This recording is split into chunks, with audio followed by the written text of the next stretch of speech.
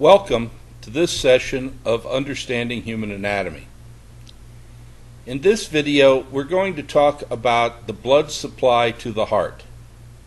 The arterial supply that brings oxygenated blood to the heart muscle to keep it alive and beating, and the venous system that carries deoxygenated blood from the heart back to the right atrium. We'll start with the arteries. And there are two coronary arteries, a left and a right coronary artery. The coronary arteries are the first branches off of the aorta. They are the only branches off the ascending portion of the thoracic aorta. And they basically come off the aorta just as the aorta attaches to the left ventricle. And these arteries actually branch from the aorta from behind the flaps, the cusps of the semilunar valve. So I'm going to start with the right coronary artery, and the right coronary artery would be running deep to the auricle here.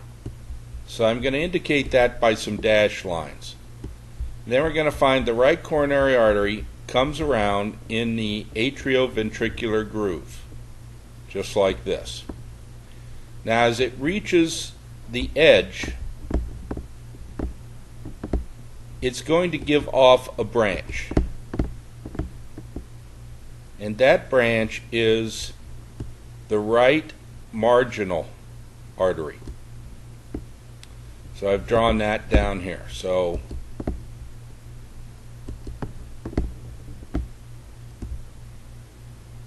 let's go with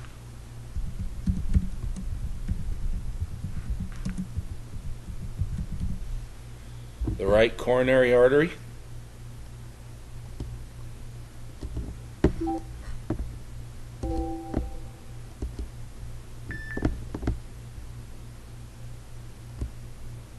Here, and its branch, the right marginal artery.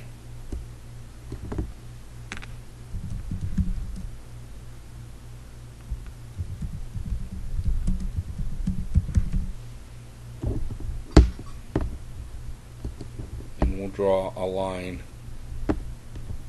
to it.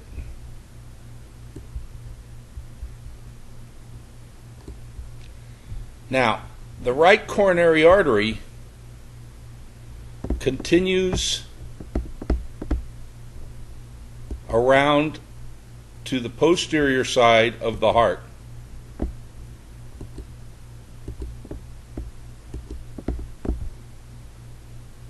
So we'll pick it up here, coming around on the posterior side, still in the atrioventricular groove.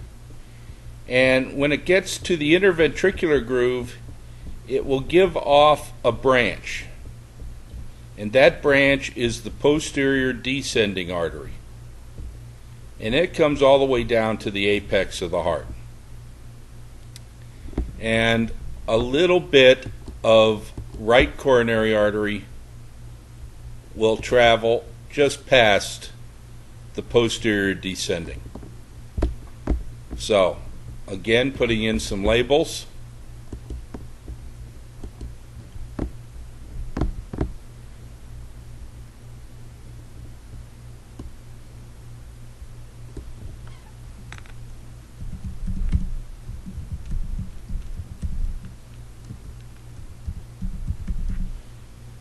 The right coronary artery, continuing from the anterior side, here, and then we have the posterior descending artery.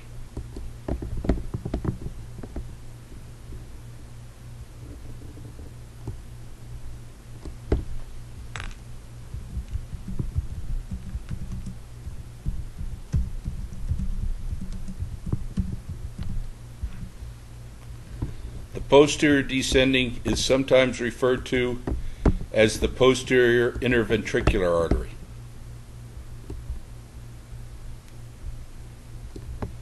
There. Now,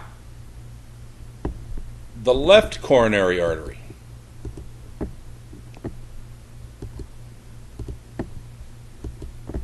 And the left coronary artery comes off the aorta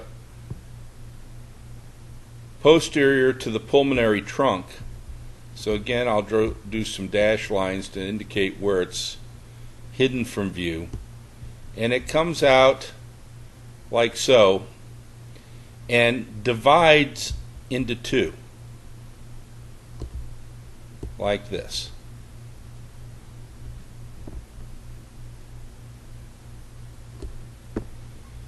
Now, the branch that's running down the anterior surface in the interventricular groove is the anterior descending artery.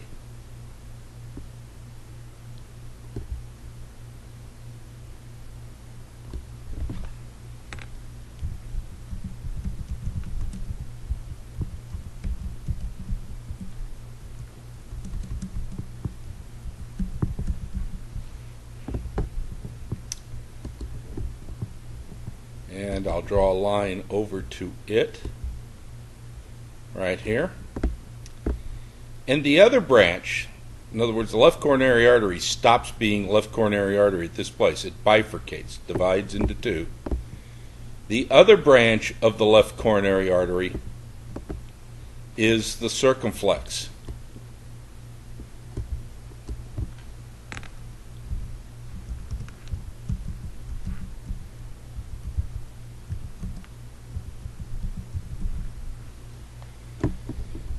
And you can see the circumflex here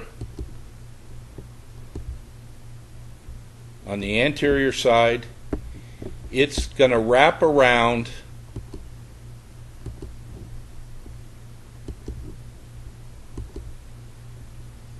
to the posterior side, running in the atrioventricular groove around on the posterior side, and will meet up with the right coronary artery. So I'll draw another line here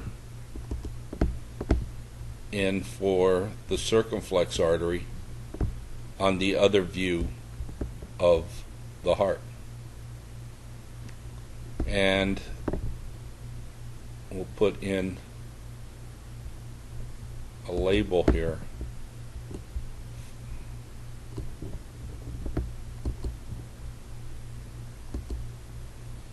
for the left coronary artery, which is just the tip of it is actually visible.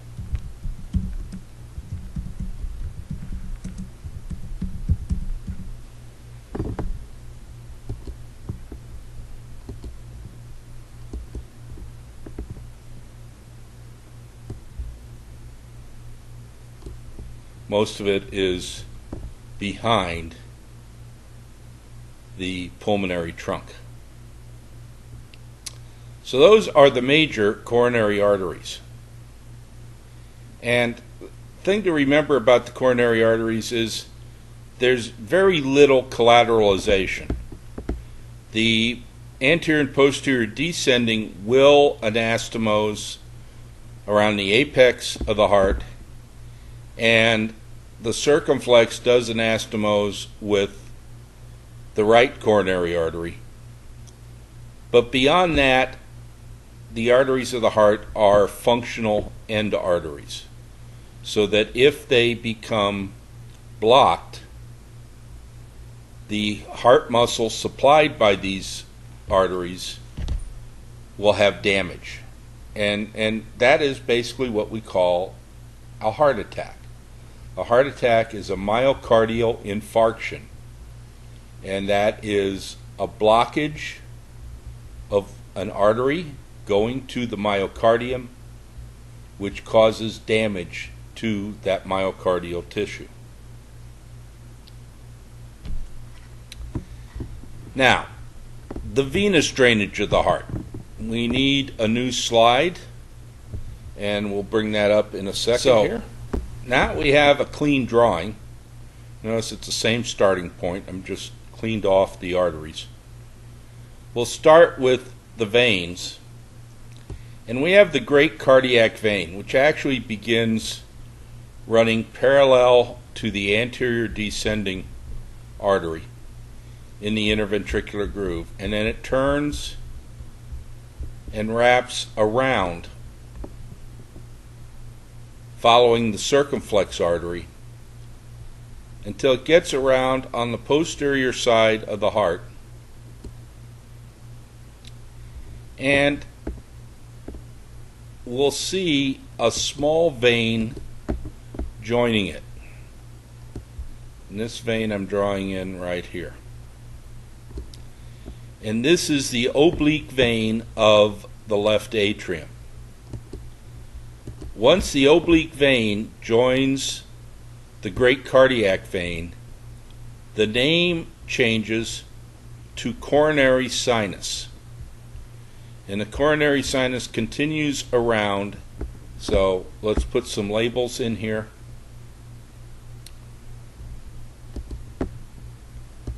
We have the great cardiac vein,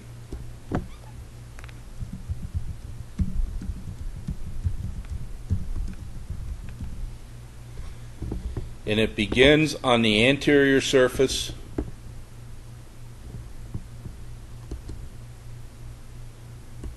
here, wraps around to the posterior side, still is the great cardiac vein, but it is joined by the oblique vein of the left atrium,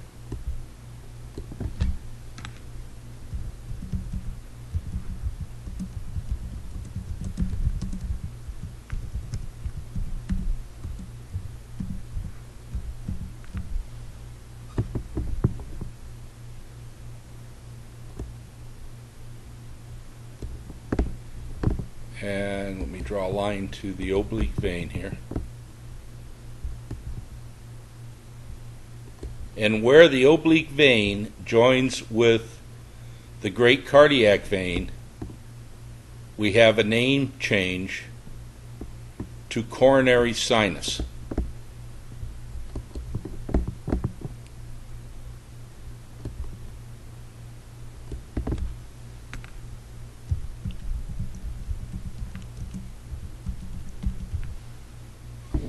And it's more than just a name change.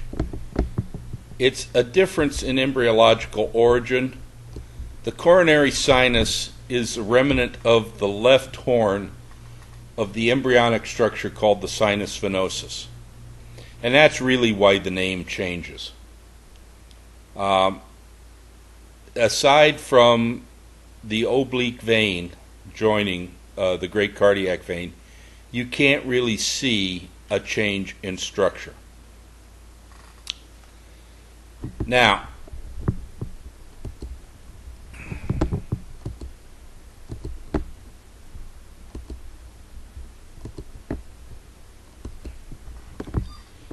we have a vein that accompanies the posterior descending artery.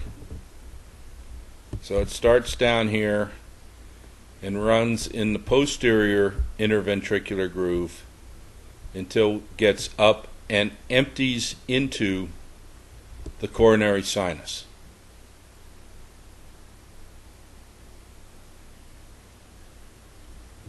That vein is the middle cardiac vein.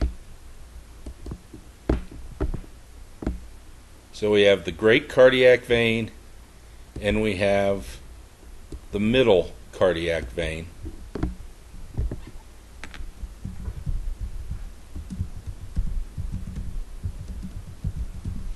And the middle cardiac vein also drains into the coronary sinus.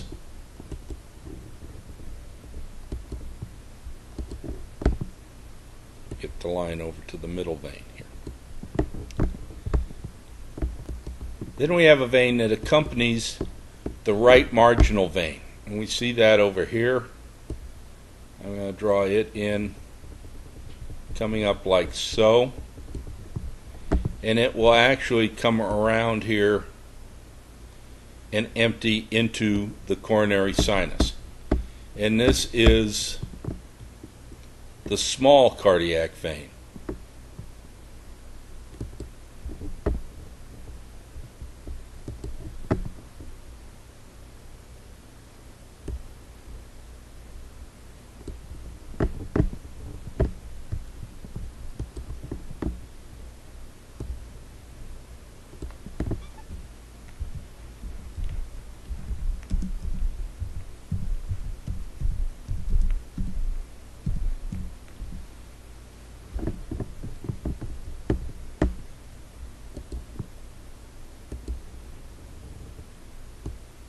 Here,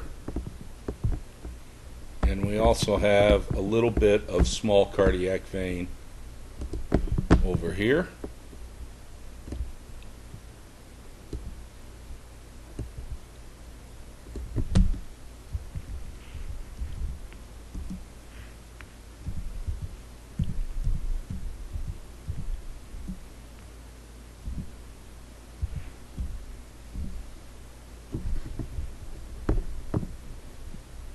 And I'll draw a line up to the vein on this side.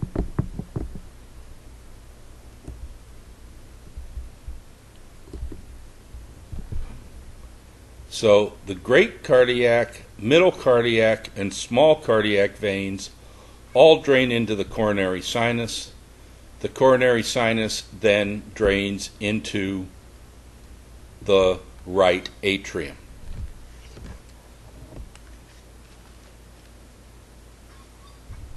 That concludes our discussion on the vascular supply to the heart itself. Thank you for your attention.